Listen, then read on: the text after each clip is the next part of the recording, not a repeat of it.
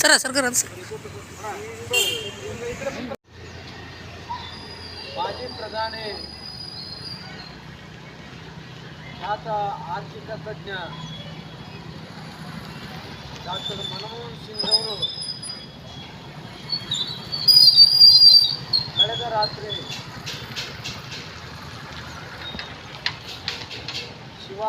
ಶಿವಾಧೀನರಾಗಿದ್ದಾರೆ. ಅವರು 2 ಸಾರಿ ಈ ದೇಶದ ಪ್ರಧಾನಮಂತ್ರಿಗಳಾಗಿ ಕಾರ್ಯಭಾರ ಮಾಡಿದ್ದಾರೆ. ರಿಸರ್ವ್ ಬ್ಯಾಂಕಿನ ನಿರ್ದೇಶಕರಾಗಿ, ಗವರ್ನರ್ ಆಗಿ, ಶ್ರೇಷ್ಠ ಆರ್ಥಿಕ ತಜ್ಞರಾಗಿ ಡಾಕ್ಟರ್ ಮನಮೋಹನ್ ಸಿಂಗ್ ಅವರು ಈ ದೇಶಕ್ಕೆ ತಮ್ಮದೇ ಆಗಿರ್ತಕ್ಕಂಥ ವಿಶಿಷ್ಟವಾದ ಕೊಡುಗೆಯನ್ನು ಕೊಟ್ಟಿದ್ದಾರೆ.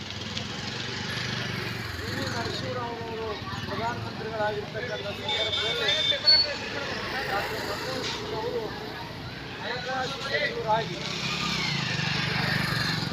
ಉದಾರೀಕರಣ, ಖಾಸಗೀಕರಣ, ಜಾಗತೀಕರಣ ಮಾಡುವಂಥ ಕ್ರಾಂತಿಕಾರಕ ಹೆಜ್ಜೆಗಳನ್ನು ಇಟ್ಟಿರೋದ್ರಿಂದ ಪ್ರಪಂಚದಲ್ಲಿ ಇವತ್ತು ಭಾರತ ಆರ್ಥಿಕ ಸ್ಥಿರತೆಯನ್ನು ಕಂಡಿರೋದರಲ್ಲಿ ನಾವು ಕಾಣ್ತೀವಿ.